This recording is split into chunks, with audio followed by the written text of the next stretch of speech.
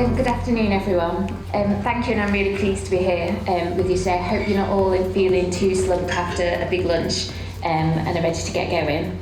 So for my presentation this afternoon, I'm going to speak about some of the data-related and digital opportunities for the island, and that's based on the work that we've been doing in KPMG with the government over the last about 18 months. So I'll cover a bit about the existing strengths of the island that those opportunities will build on. And crucially, I'm also going to be touching upon the conditions for success and what might need to be done to help realise those opportunities. So to start with a little bit of background, as many of you will be familiar with, KPMG has been working with the Isle of Man government since around mid last year on what we're calling the Big Picture project, which essentially is the development of the forward-looking economic strategy for the island. We started that work in 4 stages, by clarifying what the vision and strategic themes for the strategy would be. And then we moved on to a really detailed phase of review and research, where we obtained and analysed a really wide range of data to look at both the historic and the current performance of the island economy. We did that from an economic perspective, but also looking at specific themes, and one of those was around tech and digital. From that, we worked to identify different strengths, challenges and opportunities for the island, and then moved on in our phase 2 work to develop different policy levers that could be used to address those challenges but also capitalise on the opportunities. That was all then pulled together into the strategic economic framework, and over recent months we've been working on a framework of measures that can be used to help monitor performance against those objectives going forward. In my presentation today, I'm not going to talk about all the findings from that work, but I'm going to hone in on what we found in relation to the digital and data economy. What I'm going to be talking about also draws on the evidence base and the data and information that were received, and much of that came through stakeholder engagement. We were really keen that we weren't operating in a vacuum and doing this work without that insights from people, particularly on the ground on the island here, but also specialists in the sector from across our global network in KPMG. Some of the details of that stakeholder engagement are summarised on the slide here, particularly in respect of the digital industries that we engage with. That covered a number of sector-specific workshops, including sessions with KPMG's digital subject matter experts and representatives from our alliance partners like Microsoft and ServiceNow. We also ran stakeholder sessions with e-gaming representatives, and for more detailed deep dive work that we've done exploring particular data and digital opportunities, we've done a number of workshops with stakeholders from different representatives both on and off the island, including people like service providers, technical experts, industry representatives, and again some of those alliance partners like Microsoft, Salesforce and Workday. Not just focusing on the digital sectors though, lots of the stakeholder engagement that we ran in other areas such as financial services and in education and skills also touched upon data and digital areas. And then a final point on background, I'm sure you've all seen this. The work that we developed was then used by the government to develop its own economic strategy, and I understand that's recently been updated based on public consultation, and is going to be debated by TIMOD later this month. As you can see here, we focused on a number of different strategic themes through that work, and one of them in this bottom corner was around tech enablement and technology. And that was recognised right from the beginning of our work as one of the really important strategic themes for the island in terms of its strategy for the economy going forward. And would be a really important foundation to the future economic success of the Isle of Man. It was one of those 4 themes, but as you can see, tech enablement and technology means lots of different things to different people. So we looked at it in the broadest sense. So not just about looking at those sectors that can be most closely classified as either digital or data related, but looked at the thread of technology running throughout all sectors of the economy and all aspects of island life. And technology and digital was one of the key themes that came up through the global trends that we looked at that form part of our work. These global trends, I've pulled out three of them here. Sorry for the slight issue with the formatting in the middle one. They were the trends that were likely to have an impact on the island and its future economic development going forward. So firstly, I think was touched upon this morning and you'll all know about, clearly COVID-19 and the pandemic has had a number of impacts from a digital and technology perspective. First of all, it's accelerated adoption of new ways of working.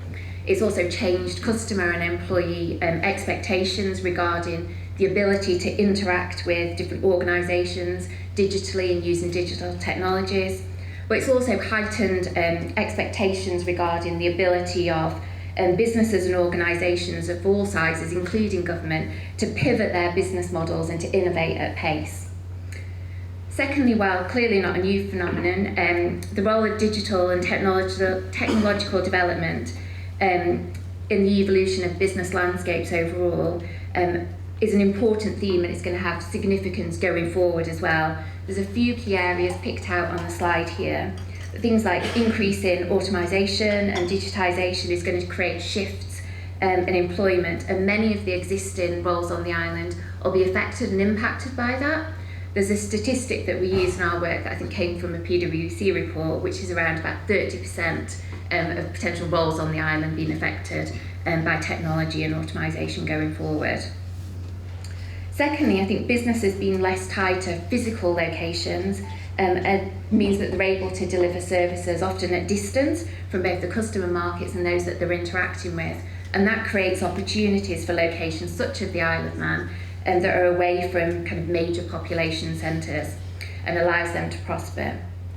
But thirdly, and it was something that was touched upon this morning, and I'll come back to you later in my presentation, is around the demand for technical skills and how they're significantly outstripping supply. Places that can create, nurture and build and retain that tech and digital talent are going to have a significant advantage going forward, so clearly that's an area to address. You can see here on this slide that the island's current position around the digital economy is actually quite strong at the moment. Our analysis indicates that digital businesses are important and significant contributors to the island's GDP, which is the measure of economic output, and they directly employ thousands of people, often in highly skilled roles. So this chart on the slide shows the GDP contribution since should be actually, the formatting again has gone wrong, since 2009 to 2010, the GDP over time of the island's 5 largest sectors. And this uses the island's current sector classifications. So like most countries, there isn't a specific kind of digital sector in and of itself, given that digital and technology runs throughout most sectors. But you can see here that the 2 sectors which are the most closely aligned to digital and technology, ICT and e-gaming, they've been firmly important contributors to the overall economic performance of the island over the last 10 years, and firmly in that top 10. And e-gaming in particular is one of the key sectors that's actually delivered the growth of the island over the last 10 years, and is going to be important going forward as well. So compared to lots of other small island nations, you've actually got relatively good diversification across your sectors and their contributions to the overall economy, certainly in terms of GDP. And that's in no small part to that growth of the e-gaming sector and what that's brought to the island economy overall, and the digital and broader businesses that have grown up around that. So the island therefore starts from actually quite a strong starting point in terms of seeking to grow those digital and data sectors. I've also got here a few wider statistics that reinforce the importance of digital to the economy and also, again, contribute to the island's strength. For those of you that have flicked through on the desk the digital programme, there's more statistics within that cover more of the strengths of the island, but I've picked out 3 things here. So firstly, as part of our work, we conducted a survey of businesses on the island, and through that we found that overwhelmingly businesses recognised that technology was integral to their overall businesses. So 84% ranked it at least 8 out of 10 on a 10-point scale in terms of importance. In terms of infrastructure, improvements in ranking and statistics also reflect the investments that have been made in technology enablement, particularly the rollout of fibre. So some of the very recent data that we've pulled for this presentation shows that 75% of premises are now passed by fibre, and that's up from just about 50% when we did this work last year. The island's also moving up the rankings in terms of broadband speed and is now the 22nd fastest in the world, again up from last year's ranking where it was 42nd. And this is all really important because technology enablement of business is important for the economy overall, and the evidence shows that it can contribute significantly to productivity growth, and productivity growth is one of the objectives of the island strategy going forward. And that's not just about improvements in productivity of firms that are in the digital or data related sectors themselves, but it's about digital forming part of the offering of all parts of the economy. So what this chart is supposed to show is about how improvements in firm productivity from different types of technology enablement can drive productivity. So the slide shows findings that were included in an OECD study on the digital dividend. The bars show the impact, the size of them shows the impact on firm multi-factor productivity through digital adoption, and that's 3 years across an average OECD country, where half the gap between the best businesses and the best countries is closed. What the bottom bar is supposed to show is different types of technology enablement that's included in that. So the first one, the highest, the greatest bar, is around the higher use of higher speed broadband. The second is around skills enhancements, and the third is around reducing regulatory barriers. So you can see that even within 3 years, they can have quite a sizable impact in terms of productivity performance of businesses. And that demonstrates clearly that there's opportunities for those sectors, but also across the whole economy from digital adoption, and that some of those areas, like the broadband and the rollout that's been done, is really important to help deliver those economic gains. In terms of the island's economic strategy, we looked at specific sector opportunities that there are, and as you can see from the diagram on this slide, another version of that is in the Digital Isle of Man programme. It shows that data and the knowledge economy are in that top row, and that's clear recognition of those sectors having potential for new growth of the economy and where there's opportunities to pursue growth. Digital is also in there in that middle row, and that recognises that it's one of the current key sectors of the economy at the moment, and where the island should be seeking to maintain or further grow and strengthen that sector with a level of innovation that's going to be required to do that. I think it's important to note, though, that while we've called out the data and the digital as separate sectors in and of themselves, actually, as I mentioned before, that runs through all of the different sectors within it as well, and there's opportunities there. So, for example, within financial services, our work and the subject matter experts and stakeholders that we spoke to recognised that there's a clear need to innovate in that sector through digital to provide existing products and service options that better meet customer expectations in terms of digital experience. And equally within sectors like visitor, hospitality and retail, again there's a need to grow and meet the expectations of both digital natives and also those who've become much more used to digital interactions to draw on those products and services.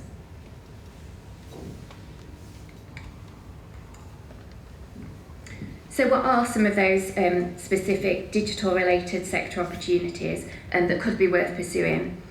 So while closely aligned to digital, our analysis picked out data as a specific sector to grow, given the increased economic importance of data both in its own right, but also the theme that runs throughout all sectors of the economy. So the creation and analysis of data is really capable of realising significant value across a range of different domains. And again, it's an area where the island could have strength, given the lack of physical inputs or outputs required means that the island's not at the same, disadvantage that it might find itself in other sectors where you need that physical location, things like the manufacture of physical goods. But that said, it is a market that is highly competitive globally, and it is an area where the island might benefit from targeting specific niches within that. So while kind of not exhaustive, there's a couple of possible areas that we've called out in our work that are highlighted here, and they could be things to focus on going forward. So the first is in the life sciences sector around bioinformatics. So that's actually a rapidly growing field where researchers seek to leverage its complex genetic and other biological information and use that for a range of different scientific aims, including development of new drugs and research. Whereas applied research often needs to be, based close to large population centres or healthcare institutions, bioinformatics is reportedly a specialism where that's not so necessary. So it could be conceivable for clusters to grow up in other areas, so in more remote locations like the Isle of Man. The second area is around high-tech industry and space data. So commercial satellites generate vast quantities of Earth observation data. It's a growing sector where there's growing numbers of different use cases for this data, and it's got the potential to release insights across a really wide range of different areas, from governance and commercial applications in areas like climate change and migration, as well as addressing things like market risk and product development. So as you all know, the island's got long associations with the space industry, and given the right offer, including what I'll come on to later around skills, potentially the idea of a skills academy, and that could focus on space, that's got the potential to attract businesses in this domain. I mean, these are just two examples, and our lists are by no means exhaustive. But as in digital industries more widely, it's going to be critical for the data businesses to be run close to their key markets, and that helps to pave the way for locations away from population centres to become attractive in their own rights if the broader business conditions are right. And I'm now going to talk about some of those different conditions. So I've got three different themes along the bottom there, and the infographics on the slide try to depict those. And there are areas where we think that the island's actually really well placed to deliver, and there are areas of strength. So firstly, it's around having regulation that at least meets international norms and standards, and that's going to be critical for the island's success. So far from actually stifling business, if regulation is rightly framed, it can help promote innovation and dynamism within markets and allow new businesses to flourish.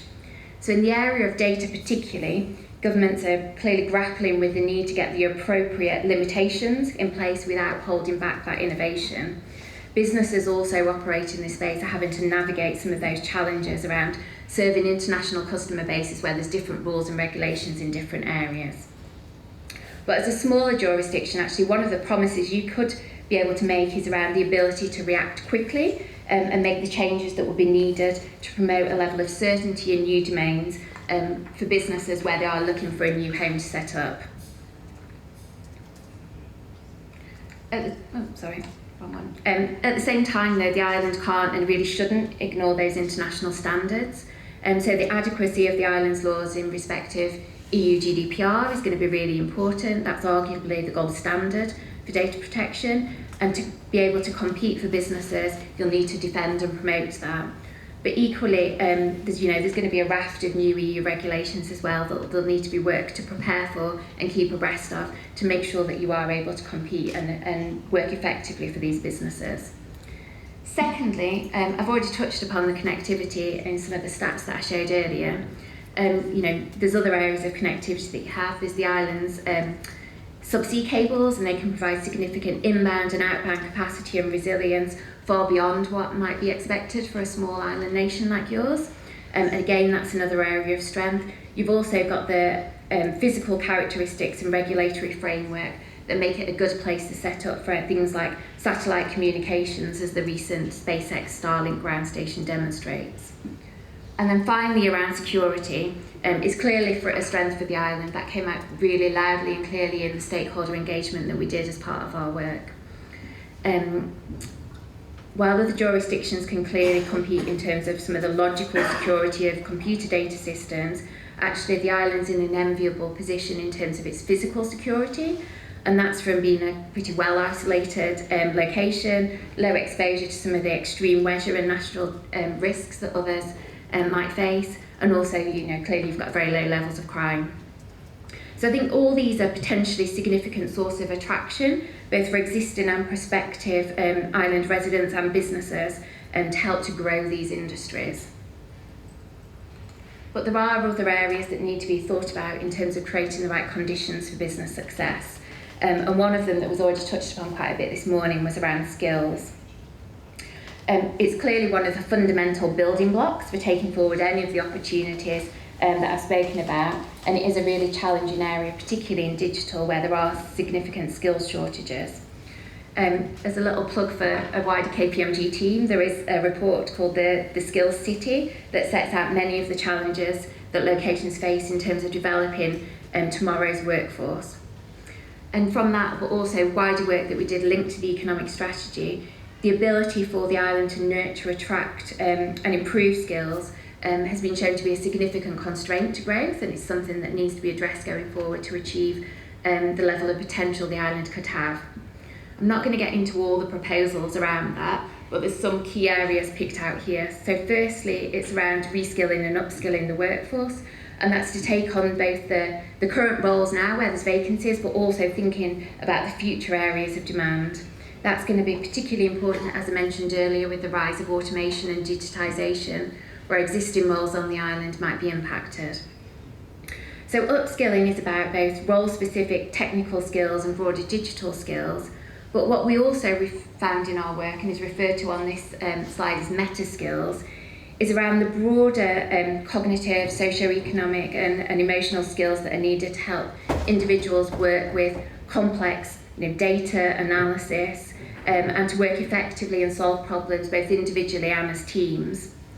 When we did our work, stakeholders routinely told us that, particularly at an entry level, it was the lack of some of these meta skills or life skills that they were finding particularly challenging to address, and often they were more concerned about those than specific technical skills at the entry level, which they thought could be built up over time. The second area is around better coordination between educational providers and industry, both to anticipate future skills demand, but also to put in place some of the programmes that are needed to provide that, so that the future workforce is going to be better equipped to meet future industry requirements. And then finally, it's going to need some investment and effort around it.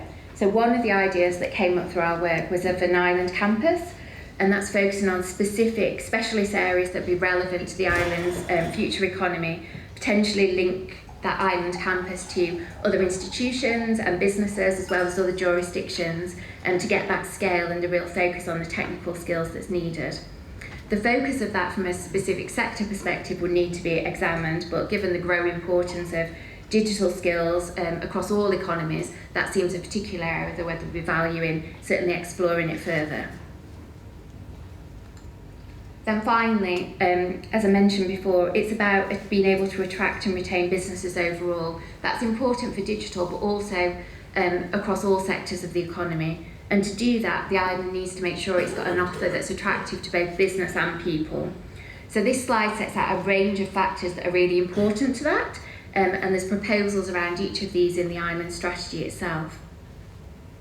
There's no one single quick fix, I think it's fair to say, but working on these fundamentals now is going to be really important for future success. So I think it's really encouraging that these and other areas are recognised in the government's economic strategy and will be taken forward. And now finally, as I think I'm coming up semi-close to time, a couple of closing remarks. I think firstly, the future direction of global economies is around digitisation, around data, technology and connectivity. And even though these trends have been talked about for many years now, actually the markets are quite fast evolving and changing, and there's a real need for dynamism and focus to capture the market and the opportunities in this space. Secondly, with a dynamic and growing market, that does mean that there are opportunities, and actually capturing even just a small part of that could make a big difference to the Isle of Man's economy. But targeting and focusing on particular specialisms in new areas could be one of the best ways to do that. And then finally, I think we've seen that the ability of the island to pivot and create an attractive environment for the development and delivery of innovative products and services is likely to be critical to its economic success, and that's particularly the case in some of these highly dynamic digital markets. It's something that the island's done numerous times in the past, and it's clear that it will continue to need to do that and iterate as the world economy continues to change. Thank you.